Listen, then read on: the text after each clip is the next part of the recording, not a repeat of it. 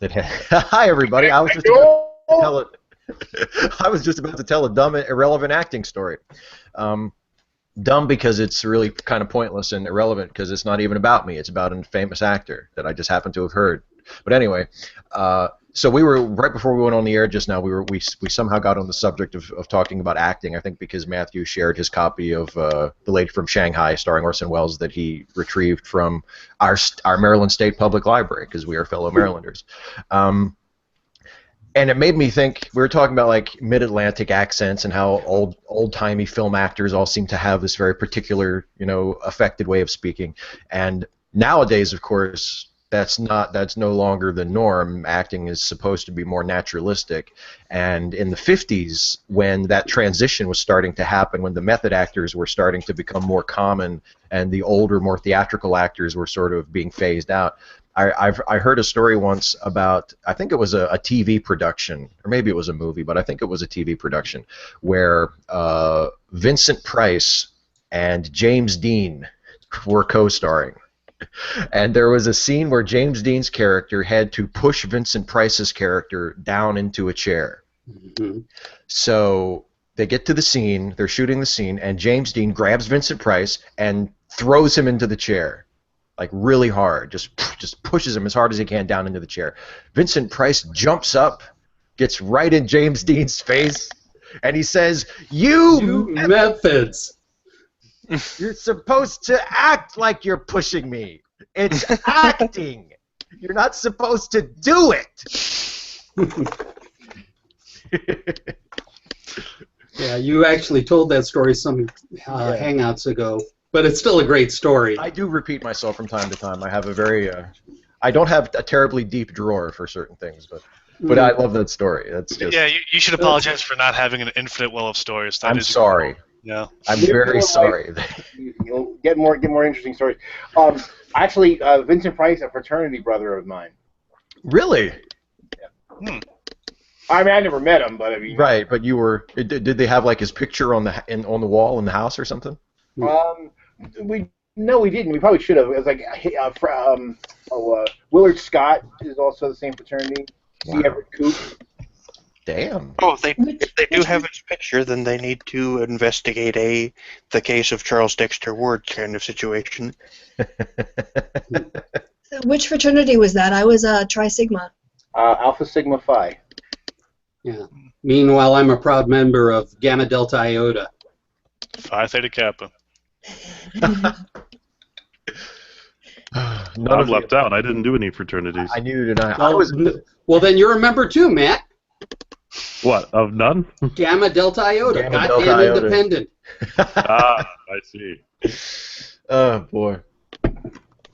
I was just going to go with Phi. Phi. We just have one letter. That's all you need. See, what's really funny is I know the image, and probably well-deserved image, of people of fraternities is, kind of, basically big babies who drink too much.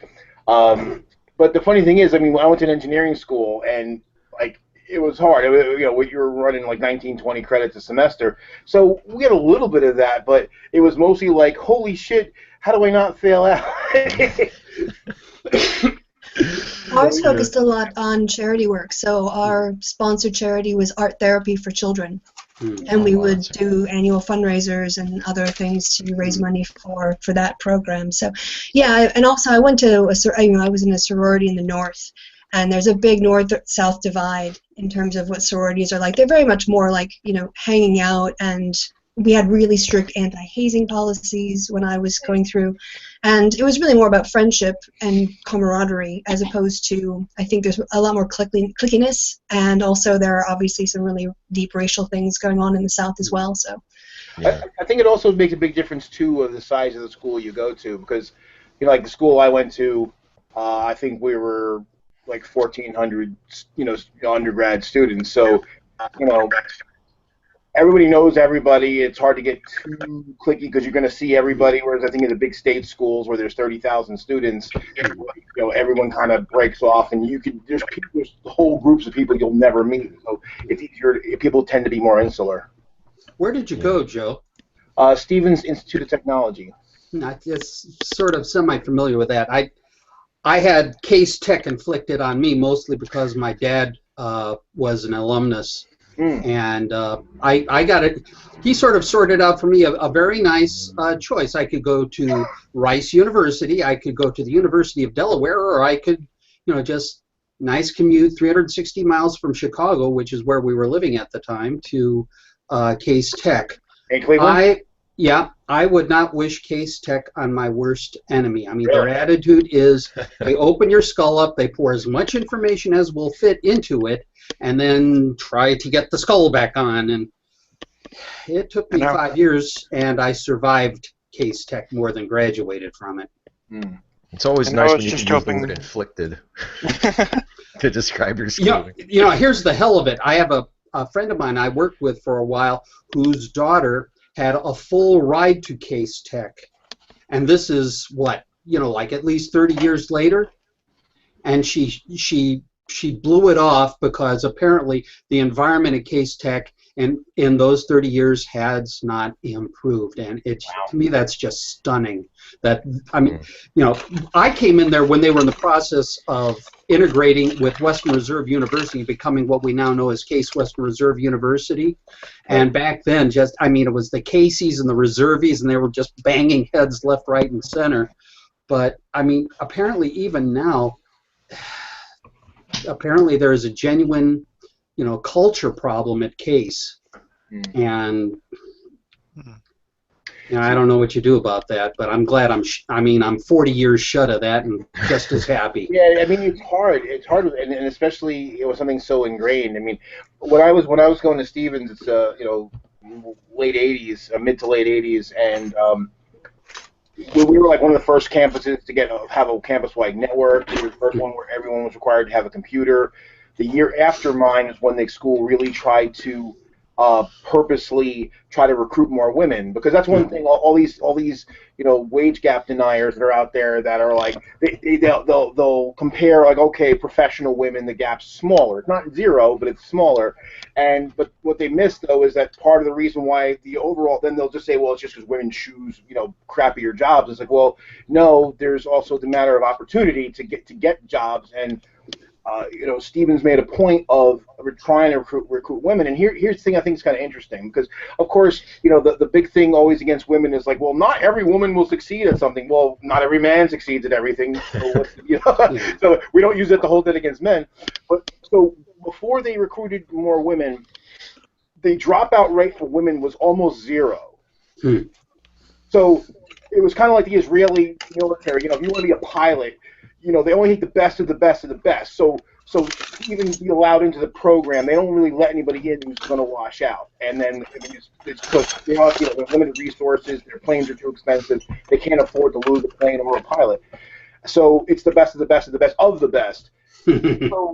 So then when they let more women in, when they were recruiting more women, of course the dropout rate went up, and so of course people who are anti-women are like, oh, see, we're letting more women in, they're failing out. But all that happened is they started to fail out at closer to the rate that men did. So like, sure, if you have more people, so wow, if we give women equal opportunity, they do about the same as men. Imagine that. I think the university system itself needs to be reformed after how many thousand years? Really. You take a look at what they're charging at private schools. It's an arm, a leg, your firstborn, any spare change in your pockets, and maybe an arm and another leg. And it's as far as the whole fallout business is concerned. This is 1968 when I was sitting in Strosacker Auditorium at Case, and the guy says, "Hey, look to your left, look to the right." 4 years later, one of you guys ain't gonna be there. Yep. And it's interesting because I mentioned, my going to Case to Lawrence Krauss when I met him, and his first words out of his mouth were "tough school," and it's heartless school. You want my honest opinion? Is what it was. And absolutely, if I had to do it over again, I just assume go to Northwestern or some reasonably sized engineering school, but I wouldn't do Case again on a bet.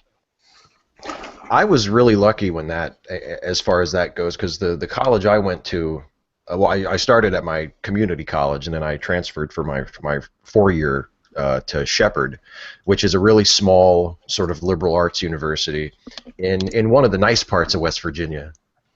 And it was exactly the opposite. You know what I mean? Probably because it was a small school, and even though it's grown a lot in the last couple years, but it's still relatively a very small school.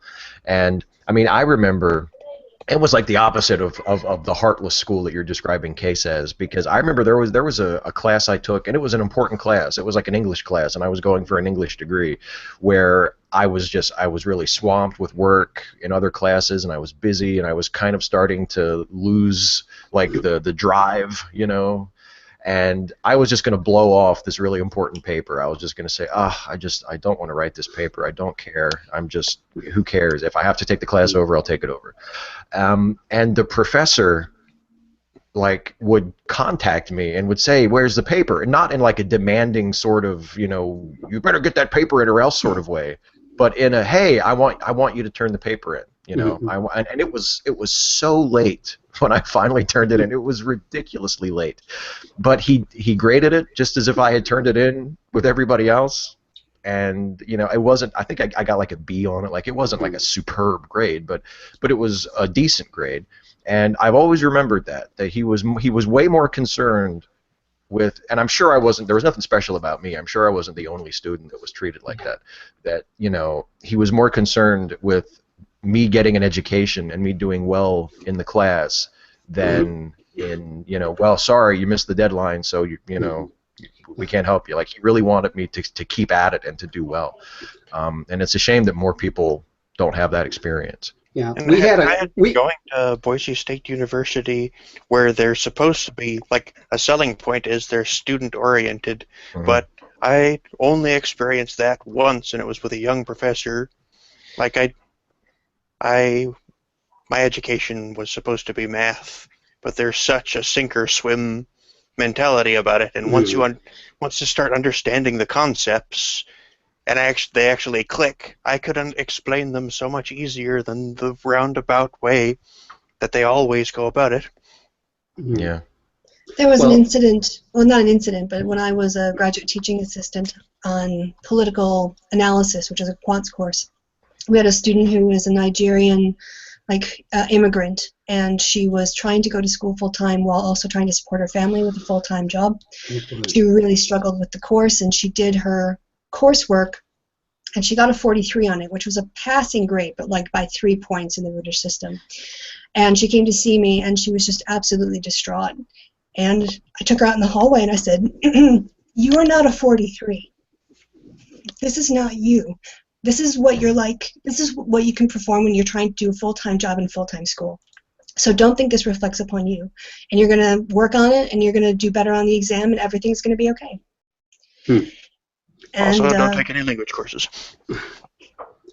Yeah. We had a couple of... I think there are times that, you know, professors or teachers can intervene in a way that is really meaningful to a student. And I think the best ones are the ones that do that. Christy, can you fill in for my ignorance? You mentioned a quants course. I don't know what that means. Oh, it was quantitative political analysis. So we learned crosstabs and ordinary least squares regression and correlation and factor analysis. Cool. And so it was a course not only in the sort of the theory and the thinking behind statistics, but then there was also a lab course where they trained and learned a computer package. And the goal of the course was to get them to the point where they could read an output and interpret it in plain English and write that out as their exam. Wow. So. And if it is a course in shorthand, it's that one, right? Just call it quants. Yeah. Well, my wife and I run into it all the time because I'm an engineer and she's in pharma. She used to, and she started as a nurse and now she's in pharma. And we constantly will, like, you know, forget and use some sort of, you know, shorthand term, and the other's like, excuse me, but what the hell is that? English. I always taught those courses like they were a language course, not a math course, because I don't do formulas. I don't do massive, complicated formulas, but I understand the logic behind it. And if you understand the logic, then you can follow along with what the formula is doing. And a lot of the students that I hadn't had a math class since, you know, their teen years. I mean, like, of course, they were like 18 and 19, but since they were sort of 14 and 15. So yeah, it can be quite intimidating if you don't have a math brain. You have to good professors should be able to describe it to you in multiple ways so that you don't just have to read the formula. You should understand the logic of what the formula represents in order to understand the formula. Yeah. Well, be glad you never went to engineering school, Christy.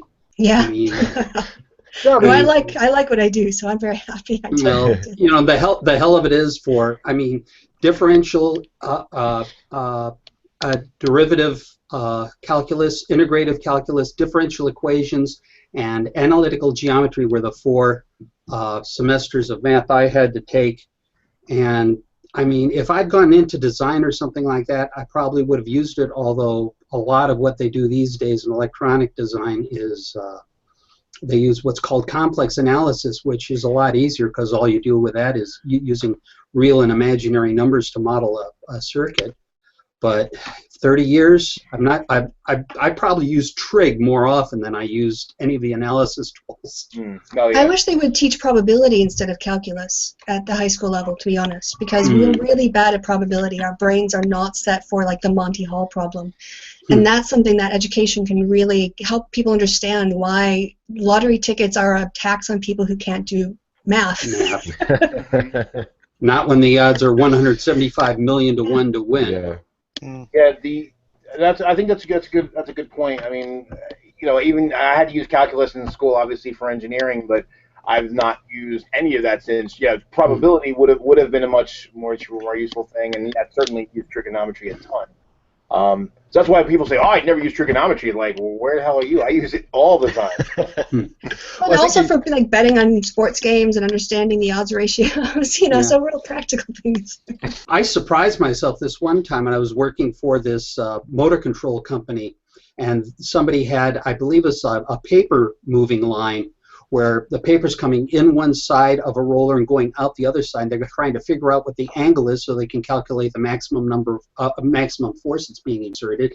And he had, you know, some of the dimensions, whatever else have you. And here I am dragging out my high school trigonometry to figure, okay, incident angle, you know, exit angle, tangent, cotangent of blah blah blah is okay. Your angle is thus and so.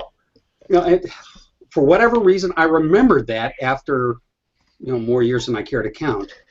Hey, Robert. Hi. Robert always seems so relaxed when he joins us. Yeah, sorry, I'm actually on vacation. I'm in Norway right now. Yeah, I'm glad you could make it.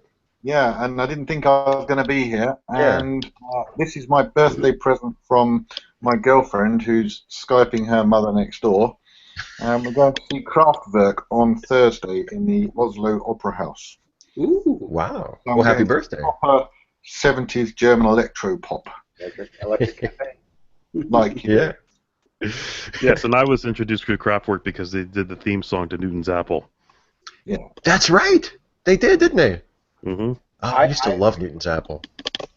I got introduced to them because of Rammstein. Because Rammstein did Das Model. Das Modell. And I got introduced to Rammstein through my German class in college. So here we go, full circle. Full circle. Yeah.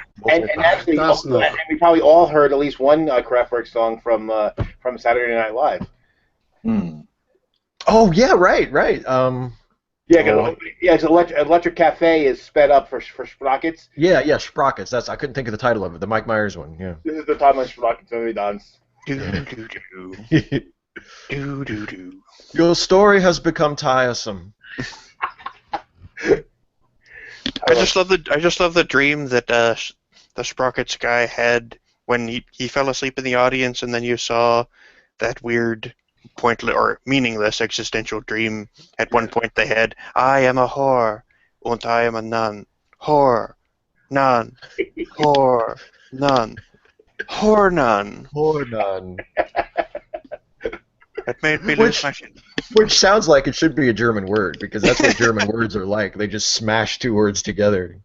Or more. Just two? Or more. Tell me about it.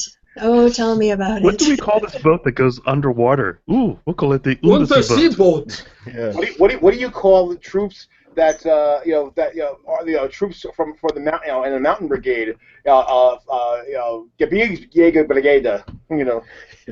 Oh, my favorite is the German word for gloves, which is Handschuhe. On your feet you wear your Schuhe, and on your hands you wear your Handschuhe. That's so great. Another one is raccoon is Waschbär. Everything's like a pig, some version of a pig or version of a bear or some version of a fish. Yeah, and I think I always remember the German word because I passed my German courses somehow, but I'm terrible at foreign languages. I have almost no recall for anything. Like 6 years now after I got out of college, because I was a non-traditional student. I can't speak a word of German, but I remember the German word for DVD player is literally just DVD player smashed into one word. DVD-Spieler. Yeah, it's very good. See? And when you come to Cologne and I give you a tour, you can talk to people about their DVD-Spieler. Oh, DVD-Spieler. Yes. That's great. You know one word. Oh, here's another one. Yeah. So the word for porpoise is Schweinwal, which is pig whale. The word for octopus is Tintenfisch. It's like an inkfish. This has been German with Makes Steve sense. Shives. Thank you. Yeah, right. You won't be able to speak German, but you'll know some funny German words. You guys ever watch Flula? No. Oh, Flula's hilarious. He's a German dude, and he takes American English idiomatic expressions, and he kind of picks them apart from the perspective, and he's playing a character, but from the perspective of someone who's not a native speaker, and he's trying to understand, why these expressions exist. And it's just I don't even try to do it because I won't even do it justice. But although probably my favorite one was scapegoat. He said as scapegoat, and then he's like, oh, I like that. That sounds cool. I'm not like the normal goats. I'm an scapegoat. The Harry Houdini of goats. Yes. I was thinking a goat that you jumped on to escape the craft. Yeah. So he's like, I pity that goat. So he's like, Or, fire, the normal goats are what's going on. It's hot. Not me. I'm the Oh, I know. Where's the goat? You just see like the rope hanging limp by the post. What happened to the goat? Oh, it was an escape goat.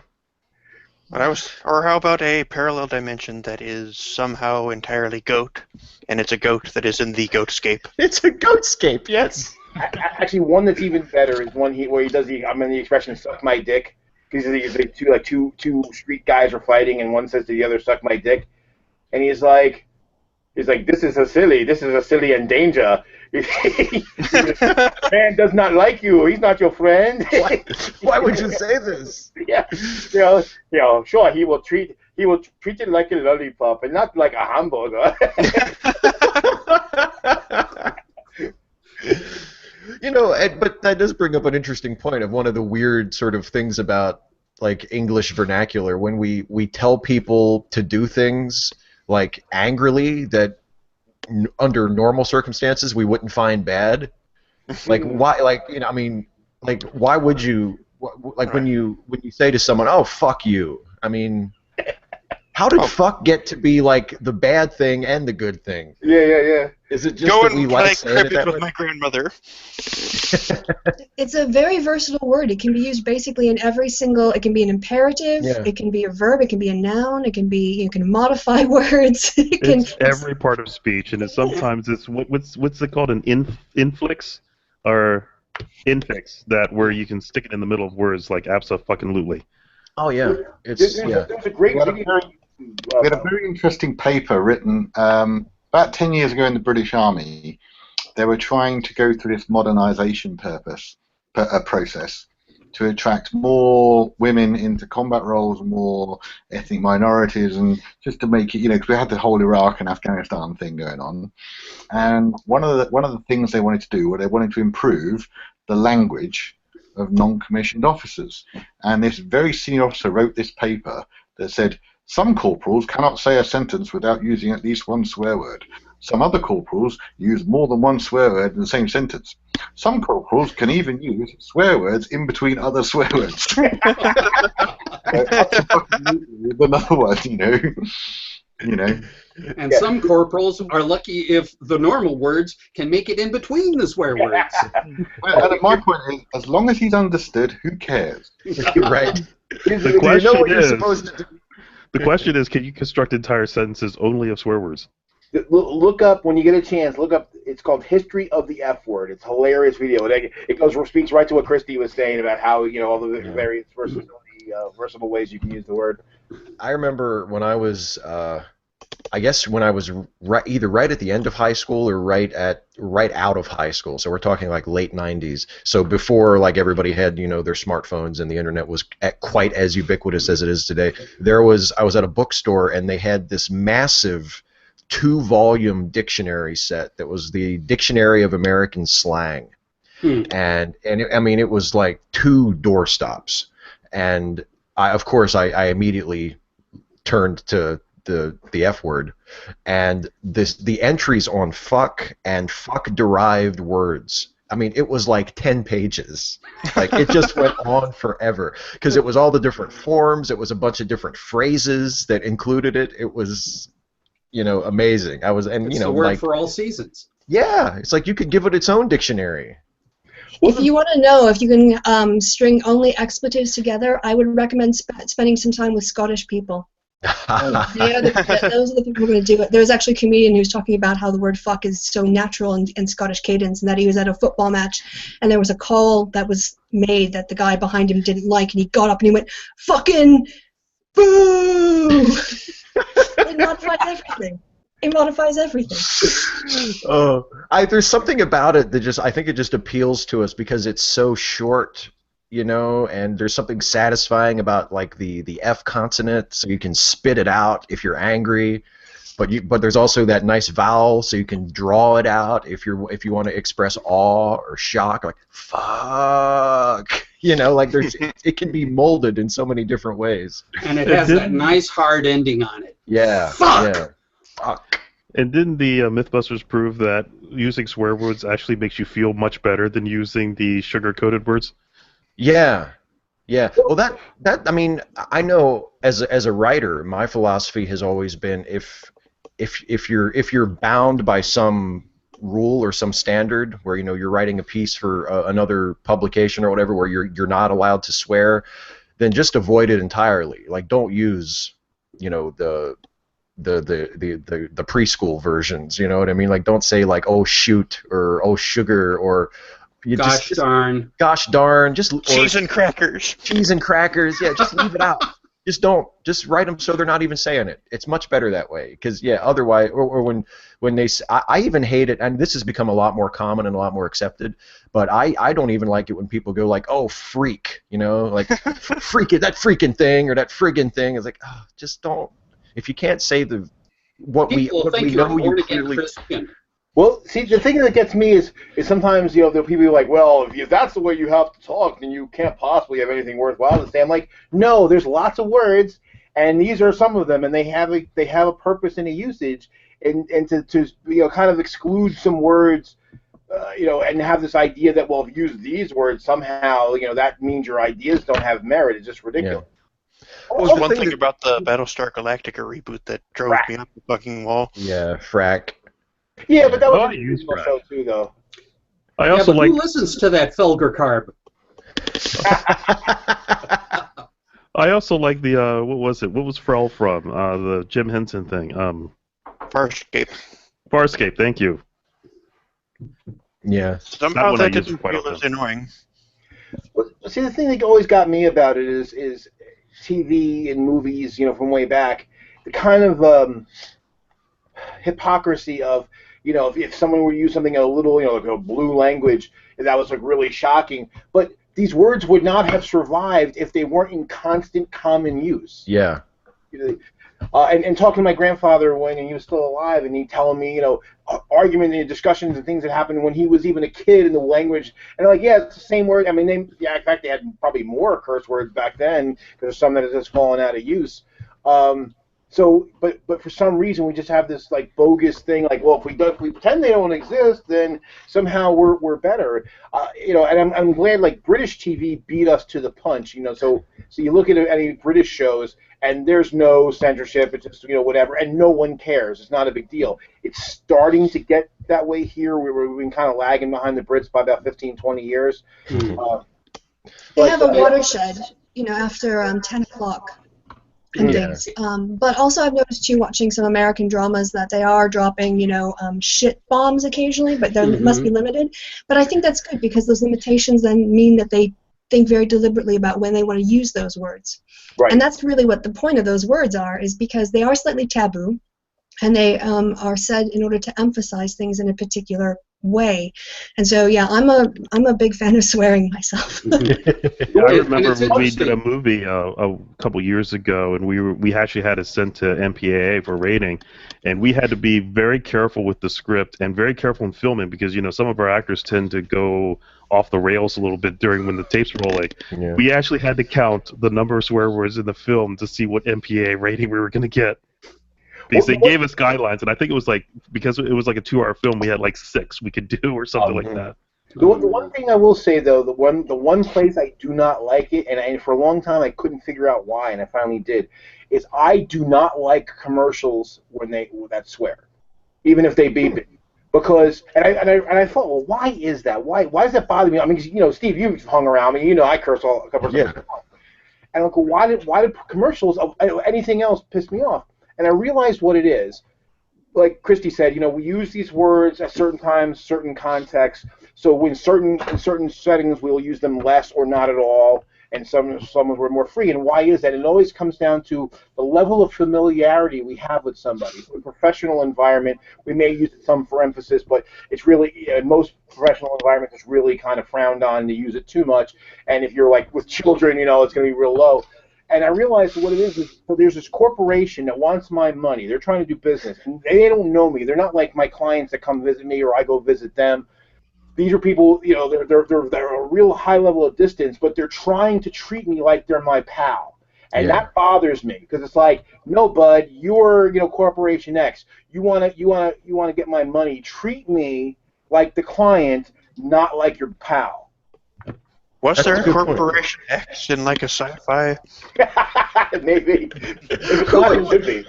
That sounds like an evil organization if I've ever heard one.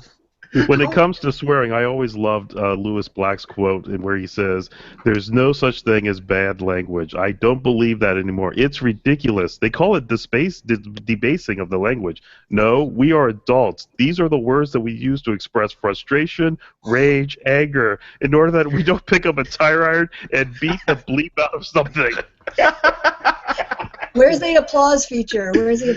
Yeah. I think one of the things, as far as American TV finally starting to be a little more relaxed about it, is that's helping that along is the popularity of the streaming services. Because you look at the Emmy nominations this year, there's a lot of nominations for Netflix shows, shows that have never been shown on traditional TV at all, and have much. Every show is different. Certain shows have their own sort of standards and practices that they have to abide by, but there's no blanket. Netflix doesn't say, hey, you can't do this and you can't do that.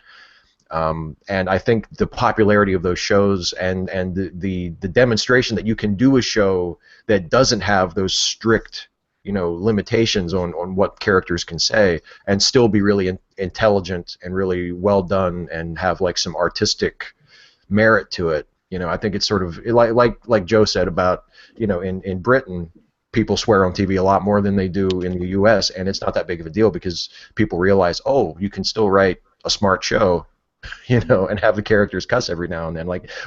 I guess we in America, we just need to get used to it. Yeah. And where you don't have the Netflix stuff, you've got HBO, which has gotten more nominations than anybody else practically, and where you've got everything from arcane stuff like Game of Thrones, where they swear up, down, and sideways.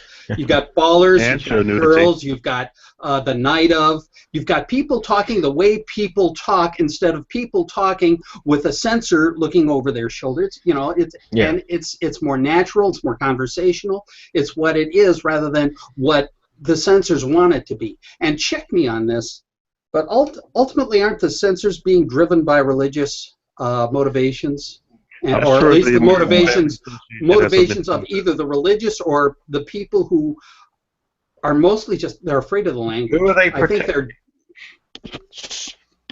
secularized somehow, and it has something to do with children. Impressionable youth that's going to be ruined by a pair of tits or a Think of the children. Yeah. Right. Well, it's It's like what my parents always used to say, and I'm sure everybody else's parents have said something similar. You know, like, well, he hears that kind of stuff on the school bus.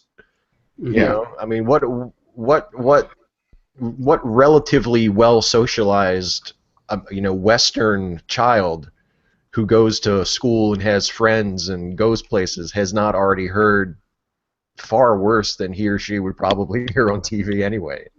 Well, then you also have the parents that will sequester their children, either going to a religious school or some other kind of methods to keep them away from these dangerous influences, which of course leaves them completely unprepared when they turn 18 or whatever age they decide to leave home. I can almost guarantee you that at least one person has homeschooled their kids so they wouldn't learn the word fuck. Yeah, at sure. least one. Well, I'm sure. I think Lauren's right too, because I think about, like, the only time I ever run into anybody who objects to me cursing, it's always a religious person. And the thing that bothers me about that is, I mean, fine, whatever, but in a way it's almost like, well, I have this religious belief, so therefore everyone else has to comport themselves around me a certain way. Yeah, and the key word is indecent. What? And I just say the word, and I'm beginning to, okay, what's decent and what's indecent? I mean, it's number one, it's arbitrary. Number two, it's incredibly situational, and I think it's also environmental in as much that if I'm going to a nice restaurant for a meal, and on the next table there's 4 or 5 drunk people that are all swearing. Or telling a long, convoluted story that doesn't make any sense. and then this fucking bloke's said fuck you, and that's not the environment I'd like to have my meal in. Well, now here's the question. I mean, you can have that conversation, using your indoor voice, or you can have that conversation at 110 dB. I mean, it's not the language; it's the tone and the volume more than it is anything else. Of course, when you're drunk, you can forget the volume because the control on that's gone. It's a ridiculous premise to begin with. Like, There's a word that could be interpreted as sex, but with a slight bit more stank on it. Well, but of course, the issue is, if you're getting into the religious aspect of it, we're atheists here who just want to sin, and one of the ways we do that is by the expressions we use that come out of our mouths. You were going to say something, Christy? Yeah, television is a public space, like taking public transportation. And if there are school kids around, I'm not going to swear, and I would probably frown at people who are doing it. And sure, there are kids programs where that stuff is completely unacceptable, and there's family programming, which should be for all ages, and then there should be adult programming for grown-ups. And I think realism includes how we speak. And what Steve was talking about the nominations of the Netflix series, I was really astounded in Jessica Jones particularly. It struck me how realistic the dialogue was. Mm-hmm. It wasn't swearing to the point of, yippee-ki-yay motherfucker, Bruce Willis in Die Hard, that kind of stuff. It was just normal speak, and it's so much easier to fall into the world and relate to the characters if they sound like you sound. They sound like the world you inhabit. Mm-hmm. So I think, I'm glad to see the U.S. moving in a direction of actually getting away from, but think of the children, and thinking about adult programming for adults. And then it also assumes that if you're an adult with a child, you would have your kids not be watching that. Or, if they're teenagers, then have a discussion with them about what kind of language you use in the house and what kind of language you don't. These are opportunities, not just things that we need to control all the time. And it's not just the language either. Well, plus to add to what Christy was saying is that, you look at Mark Twain. I mean, that was one of the great part about him in his time is that he wrote in the way that people actually spoke. Right. And that's what, whereas everybody else had a contrived language and stuff like that. As I think about it, it's kind of like we're purposely reserving words to be offended by so that we know when someone is trying to be offensive. So we can use them. We can use them to the greatest effect. One thing I was going to say, I like what Chrissy said, because it really proves what people actually want. We still kind of have this idea similar to what the studio code system was. Even though that's gone, we still kind of have that in our television. Even though we got the watershed times and stuff like that, it still exists within our programming. But it really shows you when people are watching and nominating these Netflix and HBO and other non-broadcast shows, it shows you what our audience really wants. So despite what the Puritans in our society want us to believe, we've got evidence against that. Well, the one thing I was going to say, too, is that the people who are the most moralistic when it comes to language, see, they have phrases that mean the same thing. They just don't use the specific words. Because I know, like, if I hear a religious person, particularly a religious person in the South, say, bless your heart, he just told me to go fuck myself. So that's how I hear it. Because that's exactly that is the exact point when they use that. And there's a lot of other expressions like that. So it's same thing, too. I've heard, bigots they'll say Negro. Now, I'm not offended by the word Negro, but their usage of the word Negro, I hear it as nigger because that's what they're trying to say. Yeah. Well, there was, I think Penn and Teller did a bullshit episode about this, and one of the people they interviewed who was like super anti-profanity, like she would use swear words from other languages instead of English swear words, and they were like, well, that's so you're using language that may not be offensive to you, but it might be offensive to somebody else. Well, how is that any better? Like it's I swear in Hebrew. It's supposed to be an escape clause, a little bit like what they did in Firefly when they were swearing in Mandarin. Yeah, I'd love to be able to remember some of those things. Of course, there was also Goram, which was sort of their substitution for goddamn, I presume. But lots of Europeans use English words, the French and the German swear words. And I might have told the story on air before, but I was attending the University of Essex one evening, walking toward the library, and some people in front of me were having a conversation. And the guy's like, blah, blah, blah, blah, blah, blah, blah, fuck, blah, blah, blah, blah, blah, blah, blah, blah, blah, fuck. And I knew exactly what the conversation was about, but it was just interesting that they were speaking, I don't know what language it was, hence the blah, blah, blah, but I knew the fuck when it came in and also what was being expressed. Hey, we got the superior swear words, guy. That's all there is to it, Yeah, America. Well, I'm pretty sure. American films and all the American swear words, so they just slip them in when they're French or they're German or Italian, and the kids don't know. What really floored me, though, once upon a time watching the original Indiana Jones, the Raiders of the Lost Ark. Yeah. And at one point, there was one presentation I saw, they actually censored or changed Scheisse. Wow. Yeah, they dropped something else, or they maybe said dumped rather than Scheisse. But I was floored. Somebody was actually so hung up about the whole swearing business that they had to edit that.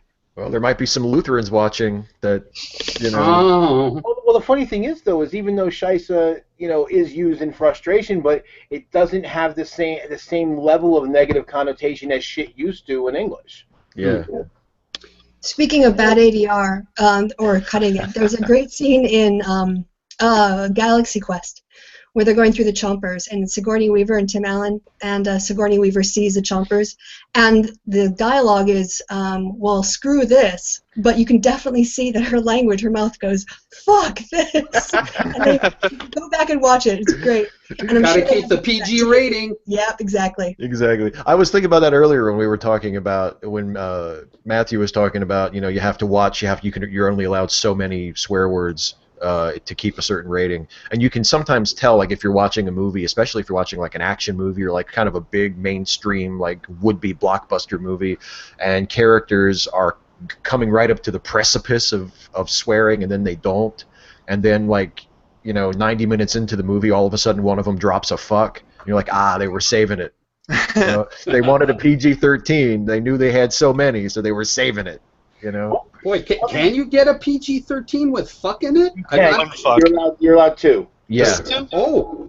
I thought it was more than that, because I remember we went through that process when we did Greencastle several years ago. Oh, might have changed. See, I thought it was one, because I remember back when the most recent reboot Die Hard, not the newest one, the first reboot Die Hard came out, they made a big effort to basically save the fuck for his yippee-ki-yay motherfucker, which is his famous line. And I remember hearing they only had one, so they had to save it for that, essentially. Hashtag save the fuck. The rule is very malleable, if memory serves me correctly, because there's also all these other considerations, like is there any violence in it, is there any sexual scenes in it, all this other stuff. And so it's like each thing you do is worth points. And so if you don't do any of the other things, like Die Hard has so much violence in it that they're losing points in other areas. There's no violence in Die Hard. What? What? Actually, there's Barbara steps on glass. Well, one thing is what Steve Or said glass. before about when you use the Crayola words to kind of substitute and how silly it is.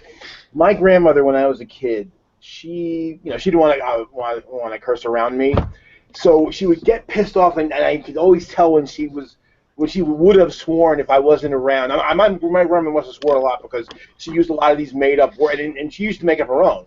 And my favorite was when she wanted to call someone like a bastard or something like that. She would call them a glooby gloob.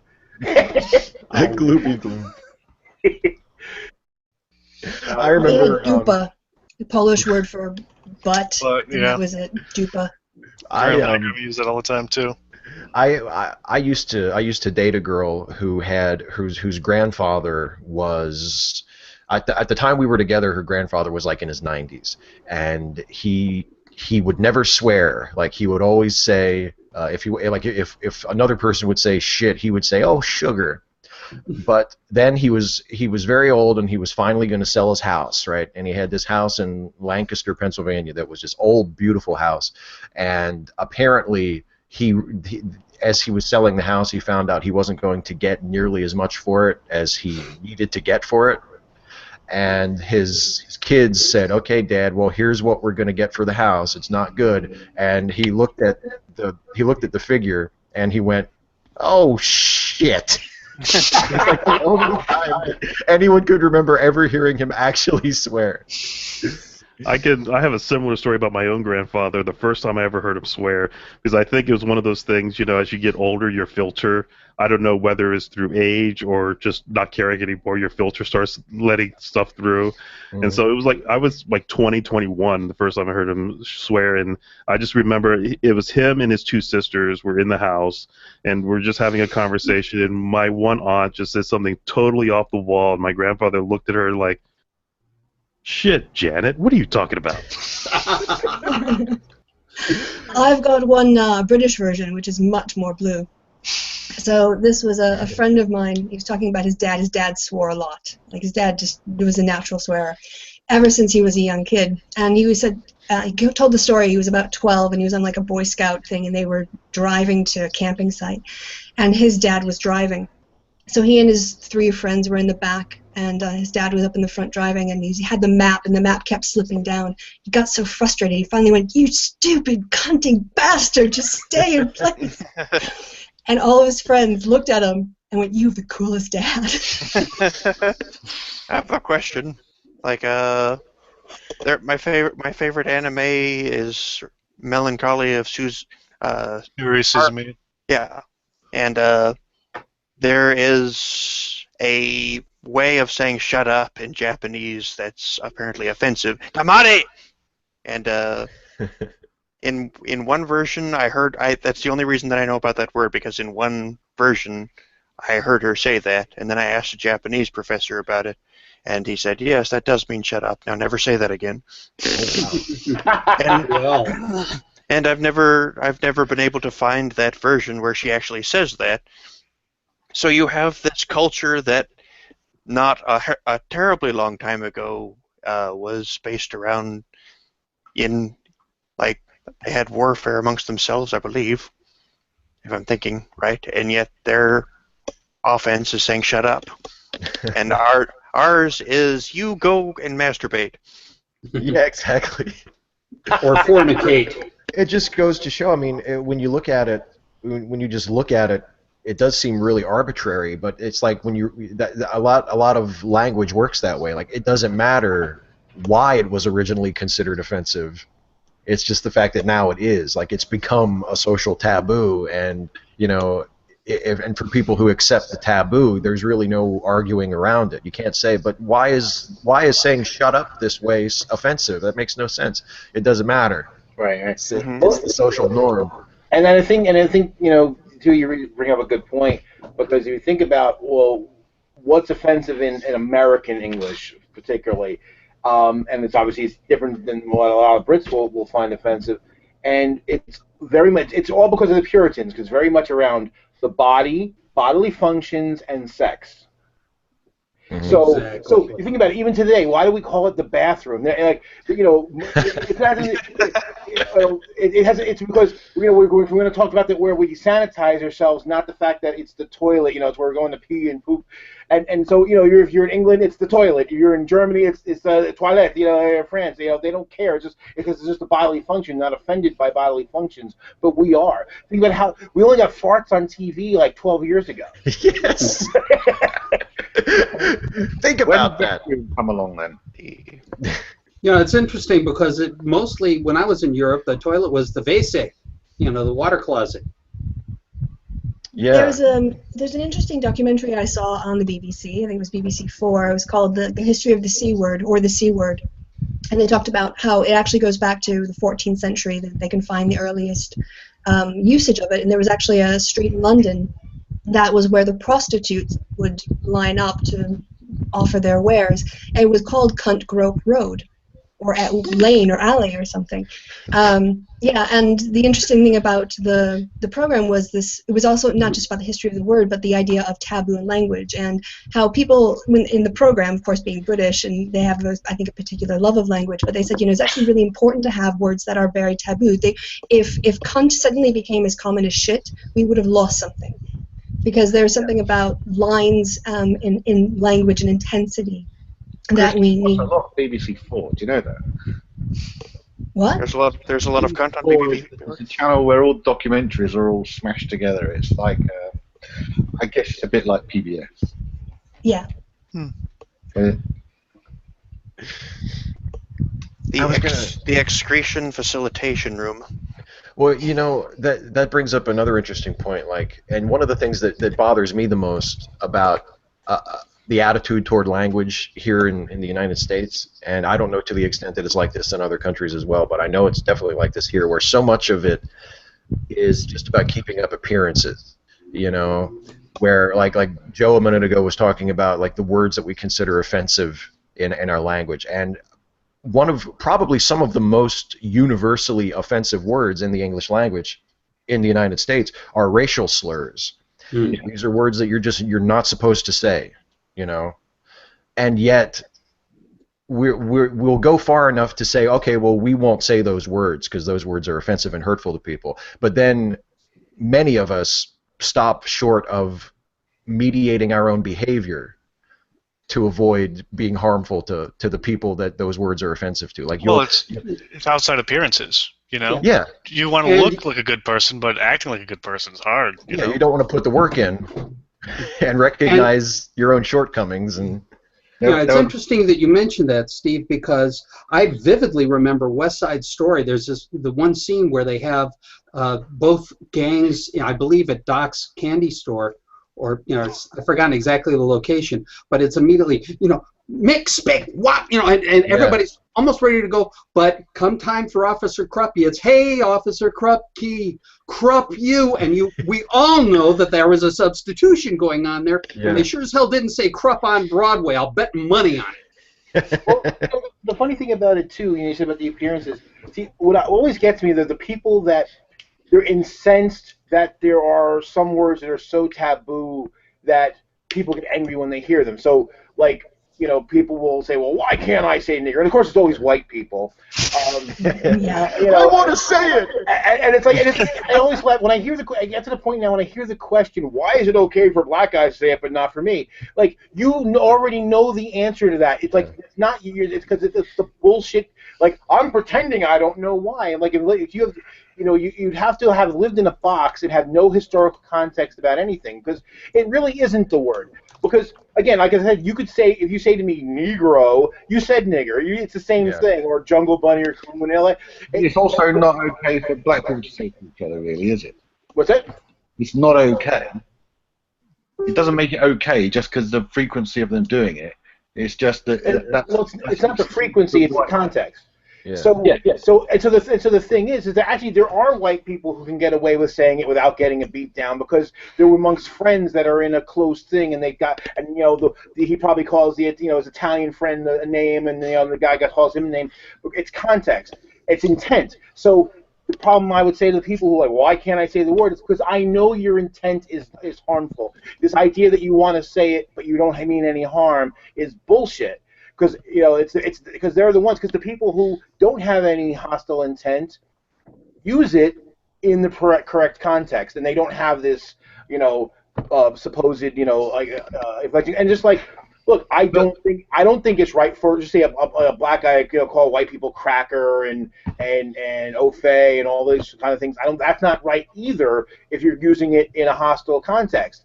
Joe, the problem is though is anything with any type of racial discussion. If you bring up race at any point of a dispute or even an argument, you've just charged the discussion 50% more than it needed to be. Well, the thing is, you can have any type of debate or argument with somebody, but the moment you mention somebody else's appearance, especially their race, you've just shoved a corkscrew into that discussion in order to escalate it. It's like a colloquial either escalate it or shut it down. Right. Yeah, one of the two. But there was a footballer in the UK. I'm not into. Sorry, soccer player, and I'm not into it, so I don't know who it was. But he shouted at another player across the pitch, "You fucking black cunt!" And the whole of the sports world in Britain got bent out of shape about this comment. And somebody actually said, "Well, hang on a second. He's just called somebody a fucking cunt, and no one's bothered about that bit. They're only bothered about the fact that he brought up that he was black, which no one's disagreeing with." So it's funny how not funny, but it's a society we live in now for good reasons that it's now come about this way. But it's now such a charged issue that it makes discussion difficult if somebody chooses to bring that subject up. I had understood that. I thought that there was a deeper issue also for black people using the word nigger as ownership. Brought up, well, as brought up by Richard Pryor in one of his bits. He said he was in Africa and a African man tapped him on the shoulder and said, "Look around you. What do you see?" And he says he sees people, and the man asked him, "Do you see any niggers?" And he said, No, I don't." Yeah. Right. And then that was the point where Richard actually stopped using it, and that's why I'll use it, informationally, like we're talking here. But I don't ever call somebody, even my sisters do, and it drives me nuts. I do not actually this idea that you can take it back and somehow disarm it obviously doesn't work. And the proof of that is that if the wrong person in the wrong context says it, you still get upset. So that tells me that maybe it's an attempt to, but I think it's kind of an artifact of mental colonialism. So I do not like. I never call another. I don't call anybody that word. If we're talking informationally, I'll say it because because like Louis C.K. says he said like I hate the N-word. And he's like not nigger. He says the N-word because what you're doing is you're putting nigger in the person's head. Yeah. You're not taking responsibility for using the word yourself. Right. You're making me say it. In my head, yeah, exactly. There's another point I wanted to make too, and regarding something that you said earlier, Joe, about when a white person might say to a black person, "Well, why can't I say it?" The truth is, we can say it. Yeah. Nobody's stopping us from saying it. When a white person says to a black person, "Why can't I say it?" what he's really saying is, "Why can't I say it and have you not get upset about it?" Right. Yeah. And you really don't have a right to demand that of another person, especially a person who maybe is offended by that word for a very good reason, because to them it carries a whole bunch of cultural baggage. And like you said, I mean, usually it's used, even if it's not used with the deliberate intent to hurt someone, it's used with the knowledge that that word hurts people. Right. But Steve, freedom of speech. Well, this is what we've been talking about this whole time. Really, it's not just words, but it's the impact of the words. Whether you're talking about, cunt, fuck, whatever have you. Yeah. But the question is not less the word than how somebody else is going to react to it. I mean, this is something I wanted to bring up as a fact. I mean, I was teased mercilessly as a kid because I was, quote, different. Metrically how I was different. But the hardest thing in the world for me to learn was how not to react to it and say, okay, hey, it's a word, fine, I can live with that. He thinks I'm an asshole or a fuck-faced idiot, but and I'll smile nicely at him and say, have a fucked up day, later for you. Have a fucked up day. And it's disarming the word that has to happen. And as far as the N word is concerned, the most to be honest, Joe, the one thing that that where I've used it is in referring to Obama as the guy in the White House who's unfortunate, because that's the way I think some of these jackasses see it as and that's why they're basically blocking him at every turn because they can't get past the color of his skin. That's right, and I think that's a perfect example of a way when it's okay, because you're basically describing the attitude of some other people. You're not expressing your own feeling. You're saying, hey, this is how they treat him. And the thing is, I saw in another discussion I saw on Facebook recently, and it's similar. And somebody made this point, and it's something that I'm sure it seemed clever to them, but I think it was actually an honest question. So I don't hold it against them. But the thing was, well, why is it wrong to call Chinese food chinkies? Because in Britain that's still done in some circles, and it used to be a common term. But the thing was, well, if you call a Scottish person Scotch, they get upset about that. So but it's still okay to call the drink Scotch, and it's like, yeah, but Scotch was always that's the proper name for the drink. And so my analogy would be is if you said, okay, well, why is it bad to call black people watermelon, but it's okay to call a watermelon a watermelon? Because a watermelon is what it's called. And calling a black person a watermelon was always used as a term to denigrate. Always. And it would never had any positive context whatsoever. So the word watermelon in and of itself is completely innocuous. But to call a person that is not cool. In the case of chinky, it was always used to denigrate, and people, people that want to think, well, Chinese were never slaves. Well, then you need to go read the fucking history of Western people in East Asia, really, and the Boxer Rebellion and all this kind of stuff, and learn, what was going on. So it's like chinky. So maybe somebody might not mean it mean, but it's still carrying baggage with it.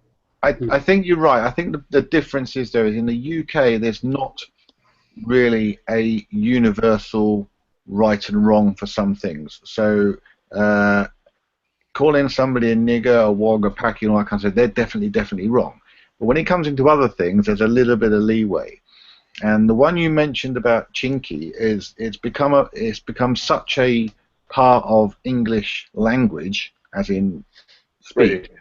That some Chinese restaurants have actually called themselves the Chinky, or there was actual comedy show on TV once in Britain in the 1990s about a Chinese family called the Missing Chink, and it wasn't particularly successful. But the point being is that one incident, that one word you're talking about, it has a different meaning in England than it would have somewhere else. Well, see, I guess I would say I'm not in any way trying to devalue that thing, but I'm just there is slightly different understanding. Well, see, the thing is, I guess I would my response to that would be, I think there's definitely a different understanding among non-Asian Brits, but I think if you polled a lot of East Asians in Britain, a lot of them, even going back, there's always going to be some people. I mean, hell, there's black people who call themselves niggers, which breaks my head, but. So, and sometimes people will do things because, a guy used to do work for a game designer, and he would tell me about how, in East Texas, how nigger that was the word everyone called black people, including black people calling themselves, and because what's happened sometimes, in context, if that's all you're going to get called, sometimes you'll just like, fine, that's me, and I'm just gonna accept the word because I'm not going to let it get to me. I'm not going to get upset about it, but it doesn't mean you necessarily like it. So I would say if you polled East Asians, you might get a different response. No, I think you're absolutely right. I'm just saying in the context of the UK, it's kind of seen as a bit more of a affectionate, a wiggle word. But I wouldn't, because I'm more worldly wise, I wouldn't expect the same response in other parts of the world. So I'm not doubting anything you're saying or even arguing against it. I'm just saying in that one context of the word chink or chinky in Britain, it just has a slightly less vicious term to it, if that makes sense. Well, I know what you're saying. I guess I'm in your hands when I say that. I'm not saying that I agree with it. I'm just saying that that's the way. No, I understand, but I mean, it's kind of like, again, my assertion, I guess, is that the reason why is that it's that the people who started using the word. So basically, the people who started using the word are saying it's okay to use the word. So of course, because you don't, it's kind of like, again, it's the same to me as the people who are like, I don't understand why he's calling people niggers is a bad thing. It's, I think the point being, if somebody was to express distress at any term used against any people, then that's the time to stop using it. Yeah. I think that's just common decency. Well, that reminds me of the controversy over the Washington football team name. Oh, yeah. Do you think they're ever going to change it? Let's before we wrap up, because we've gone over an hour now. But let's, because we've been talking about language and offensive language and everything. Matthew and I are fellow Marylanders. Do you think they're ever going to change the name of the Redskins? It'll change whenever Dan Snyder starts to lose money because of it. As long as he keeps making money, this is a capitalistic answer. It's the best answer. As long answer. as he keeps making money, he's not going to change it. He's not going to mess with whatever he does. We're facing the same thing in Cleveland with the Indians and Chief Wahoo. I mean, I don't know. Personally, I don't have any more problem with that than anybody who's, a Minnesota Viking who's got Nordic heritage has a problem with Hagar the Horrible. I'm to me, it's a non-issue. Sorry. But the thing is, none of us in the room, at least I don't think so, are in the group that is affected by the term. So I'm not going to say that I know anything about how that group feels. I'm 1% Native American. All right. According to my DNA. Joe can talk to this. That's right. I've seen his DNA. He showed it to us at the Reason Rally. So, I would say you just became the go-to guy, Joe. Get used to it. But what I would say is I'll agree with sorry, I'm really bad with names. I would agree with Matthew that it always comes down to money, because when people think, oh, you're bow-telling, no. Don Imus lost his job not because he said something that upset people. Don Imus lost his job because he upset people, and it was going to cost NBC money. Exactly. It always comes down to money, or CBS, wherever Holly was working for at the time. And so, I also would differentiate what Lauren said. I think there is a difference between Redskin and Indian. There's nothing. I mean, just there are actually tribes. There's groups of Native Americans who do use the term Indian and prefer that term. So I don't think that's an inherently, offensive word, although some people are offended by it, whereas Redskin, it's nigger. I think one of the telling things is the museum down here on the mall is called the National Museum of the American Indian, which I found interesting. That is the official name. They have Native Americans on staff there, so obviously at least that group accepted the name. I don't know if that's indicative of the entire group, because I know it's several tribes, hundreds of tribes all over the country. But it seemed interesting. But putting the name of the Washington football team on that building would never have flown with anyone. I don't believe. No, I don't think so. What if the money is at the top of? Also, what if the money is at the top of a ladder? Wouldn't it come up too? Only in a wrestling match. That's one of the June pay-per-views. So we missed that one. That was Money in the Bank. We're gonna wrap this up. This has been a great time as always. We actually spent most of the hour talking about language. It was awesome. This We had podcast no rated R. idea that this was going to be about, did we? No, That is so Do we meta. ever? we never do, which is why it's so much fun. And anyone watching, if you want to join the fun and you are not currently a contributor to my Patreon campaign and you think that what I do is worth supporting and you can afford it, I would invite you to check out patreon.com/Steve Shives. You can become a patron and help me continue to do the work that I do here on YouTube for $1 a month or more if you can afford it, if you think I'm worth it. And one of the perks is that once a month you get a chance to join in with one of these. I think we had a great time. This was a really good discussion. So thanks to all of you for joining me here in the room. Thanks to all of you patrons everywhere for your support. Thanks to all of you for watching. And we'll see you for another one of these next month. Have a fucked up day.